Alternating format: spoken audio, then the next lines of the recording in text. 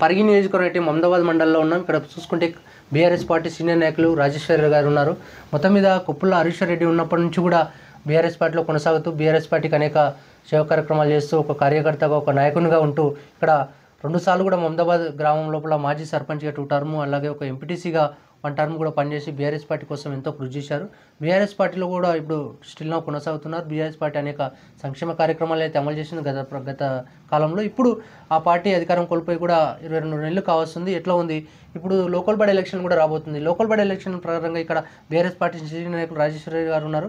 ఎట్లా సన్నిధానం చేస్తున్నారు ఇక్కడ ఉన్నటువంటి లోకల్ కార్యకర్తలు కానీ ఇక్కడ ఉన్నటువంటి నాయకులు కానీ ఇక్కడ ఉన్నటువంటి ప్రజలను ఎట్లా సన్నిధానం చేస్తున్నారు, ఎట్లా ప్రణాళిక రచిస్తున్నారు అనేది కొన్ని విషయాల గురించి అయితే ఇక్కడ బీఆర్ఎస్ పార్టీ సీనియర్ నాయకులు అలాగే మాజీ సర్పంచ్ మాజీ ఎంపీటీసీగా కూడా పనిచేసి వారిని అడిగి తెలుసుకుందాం. నమస్తే అన్న. నమస్కారం అన్న, మీరైతే మీ గవర్నమెంట్ అధికారం కోల్పోయి ఒక 22 నెలలు కావస్తుంది. ఎట్లా ఉంది ఇప్పుడు? అన్నా, ఇప్పుడు ఆనాడు తెలంగాణ మన కేసీఆర్ గారు భారతీయ రాష్ట్ర సమితి అనే వచ్చి 10 సంవత్సరాలు గత కాంగ్రెస్ ప్రభుత్వము రాష్ట్రం అంధకారం అవుతుంది తెలంగాణ వస్తే అంటని చెప్పిండు. కానీ ఆయన పోరాటం చేసి తెలంగాణ తీసుకొచ్చి కనివిని ఎరగని రీతిలో ఇవాళ విద్యుత్ సమస్య తీసుకుంటే విద్యుత్ ఆనాడు రైతులు పడ్డ బాధ మనకందరికీ తెలుసు. ఏ రాత్రో ఏ 11 గంటలకో ఏ 12 గంటలకో ఏ టైంకో ఎన్ని గంటలకు వస్తుంది ఎక్కడొస్తున్నది లేకుండా తెలంగాణ వచ్చినాక 24 గంటలు కనివిని ఎరగని ఎక్కడ దేశంలో ఎక్కడ లేని విధంగా విద్యుత్ సమస్యని తీర్చడం జరిగింది. అలాగే త్రాగడానికి నీరు ఇలా ఇంటింటికి నల్లా కార్యక్రమం దేశంలో కూడా ఏ రాష్ట్రంలో లేని రీతిలో త్రాగడానికి నీళ్లు ప్రతి ముసల్దానికి కానీ ఎవ్వరికి ఏం సమస్య లేకుండా త్రాగడానికి నీరు. అలాగే మిషన్ కాకతీయ ఎక్కడ కావలిస్తే ఆనాడు కనివిరిగిన రీతిలో ఇవాళ ప్రతి చెరువులలో మిషన్ కాకతీయ కార్యక్రమము. ఇంకా తెలంగాణ వచ్చినాక కేసీఆర్ గారు అప్పు చేసిండు రాష్ట్రాన్ని అంటే అని చెప్పి ఇలా ప్రపంచంలో ఎందుకంటే ఇలా దేశమైనా రాష్ట్రమైనా ఒక అభివృద్ధి కార్యక్రమానికి అప్పు చేసి రాష్ట్రాన్ని నడిపియక తప్పదు. ఇవాళ ప్రతిది ఏ తీసుకోండి ఇవాళ రైతులకైతే దేశానికి రైతు వెన్నెముక వంటి వాడు అని అన్నప్పుడు అతను రైతులను ముందరకు తీసుకొచ్చి కులవృత్తుల వాళ్ళని ముందరకు తీసుకొచ్చి ఇలా రైతుల కోసము ఇలా రైతు బంధు కానివ్వండి రైతు బీమా కానివ్వండి ప్రతి ఒక్కరు ఎవరు ఎక్కడ చనిపోయినా పాము గడిచి కానీ యాక్సిడెంట్ అయ్యి కానీ ఒక్క గుంట భూమి చనిపోయినా 5 లక్షలు ఇవ్వడం జరిగింది. ప్రతి 6 నెలలకు ఒకసారి రైతు బంద్ చేసి ఇలా ప్రపంచంలో కాదు ఏ ఇండియాలో మరి ఎక్కడ జరగలేదు అటువంటి పని బీఆర్ఎస్ పార్టీ చేసింది. మళ్ళా ఇవాళ మనకు సచివాలయం కానివ్వండి కలెక్టర్ ఆఫీసులు కానివ్వండి ప్రతి కార్యక్రమం ఇలా మౌలిక సదుపాయాలు దేశంలో ఎక్కడ లేని విధిగా స్థానిక సంస్థలు ఇవాళ మనం తీసుకుంటే స్థానిక సంస్థల్లో ఊరూరికి ట్రాక్టర్లు కానివ్వండి ఇవాళ డంపింగ్ యార్డులు కానివ్వండి ఈ ప్రజావేదికలు కానివ్వండి రైతు వేదికలు కానివ్వండి శ్మశాన వాటికలు కానివ్వండి కింది నుంచి మీరు తీసుకుంటే ఇలా ప్రతి గ్రామ పంచాయతీలు కానివ్వండి ఇలా కనిమెరుగని రీతిలో ఇవాళ స్థానిక సంస్థలను ఎందుకంటే స్థానిక సంస్థలు ఉంటేనే రేపు రాష్ట్ర అభివృద్ధి చెందుతుందంటని చెప్పి చేయడం జరిగింది. ఇవన్నీ ఏ స్కీము ఏ సంక్షేమ పథకం తీసుకున్నా ఇవాళ కేసీఆర్ కిట్టు ఆడవిల్లో ఉడితే 13,000 మోపిలాడు ఉడితే 12,000 అసలు కార్యక్రమం కూడా తీసుకోవడం జరిగింది. ఇలా బతుకమ్మ చీరలు కానివ్వండి పెన్షన్ ఇవాళ గత ప్రభుత్వాలు 60, 70, 200 రూపాయలు ఉన్న పెన్షన్ని నేను 2,000 చేస్తానని చెప్పి ఎందుకంటే ఏ తల్లి తండ్రి కొడుకులు పట్టించుకోకుంటే కూడా అటువంటి విషయాల కోసము వృద్ధాప్యులకు వికలాంగులకు 2,000 రూపాయలు 4,000 రూపాయలు పెన్షన్ చేయడం జరిగింది. కానీ ప్రజలు ఇంత చేస్తే కూడా 22 నెలల క్రితం మోసపోయి all the glitters all not gold అన్నట్టు మెరిసేదంతా బంగారం కాదన్నట్టు కాంగ్రెస్ ప్రభుత్వం మెరిపించి మేము అది చేస్తాం 2,000 పెన్షన్ని 4,000 చేస్తాం రైతు బంధు వేస్తాం మేము అన్ని సంక్షేమ పథకాలు చేస్తాం మేము ఇంటింటికి ఆడపడుచులకు 2,000 ఇస్తాము అన్ని సంక్షేమాలు చేస్తామంటని చెప్పి మోసపూరిత మోసాలు చేసి ప్రజలలోనికి వచ్చి ఇలా అతి త్వరలో 6 నెలల్లోనే ఇవాళ ఒక ముఖ్యమంత్రి ఉండి ముఖ్యమంత్రి ఇలా రాష్ట్రం గురించి ఆలోచించి రాష్ట్రం గురించి పట్టించుకొని ఇవాళ ప్రతిసారి ప్రతి ఆయన నోటి గుంట ఎందుకో ఏమో కలలో వస్తాడో ఏమో ఇలా కేసీఆర్ గురించి మాట్లాడడం తప్ప వేరే మాటలు లేవు.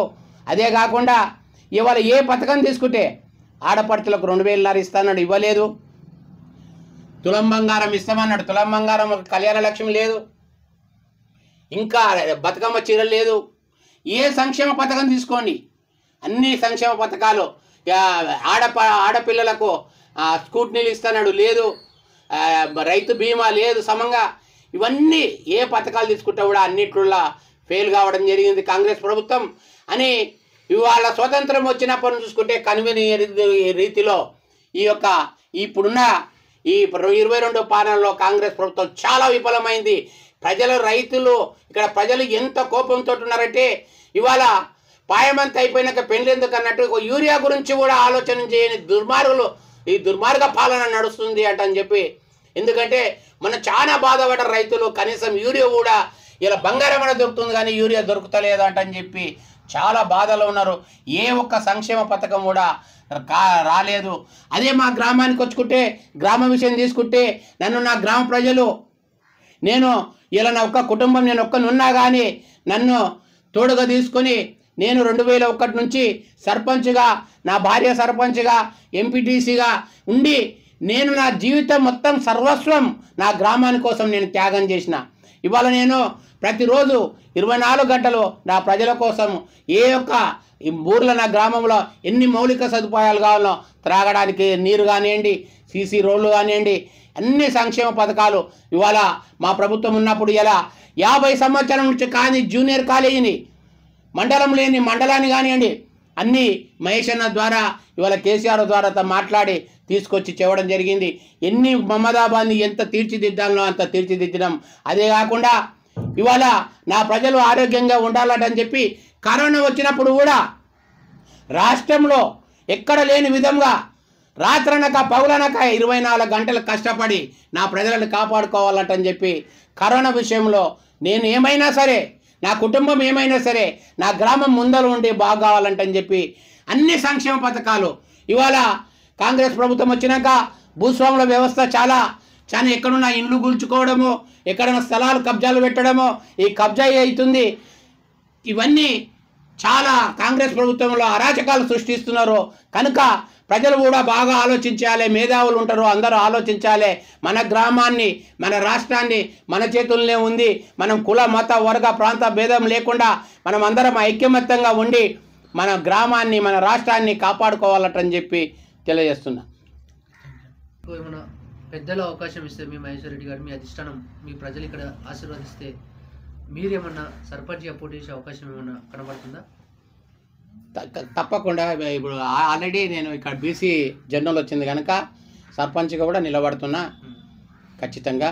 ఎందుకంటే నాకు ప్రజలకు ఇంకా కొన్ని విషయాల్లో ప్రజలకు సేవ చేయాలని ఉన్నది కనుక, నా అంతిమం వరకు కూడా ప్రజల కోసం సేవ చేయాలని ఉన్నది కనుక నేను ఒక ఉద్యోగానికి రాజీనామా పెట్టి నా ఊరిని, నా ప్రజలను కాపాడుకోవాలంటని చెప్పి ఉన్నది కనుక నేను సర్పంచ్గా మళ్ళీ పోటీ చేసి ఇంకా ప్రజలకు కొన్ని ఎక్కడెక్కడ చిన్న సమస్యలు ఉన్నాయో ఇవాళ 24 గంటలు ప్రజల కోసం.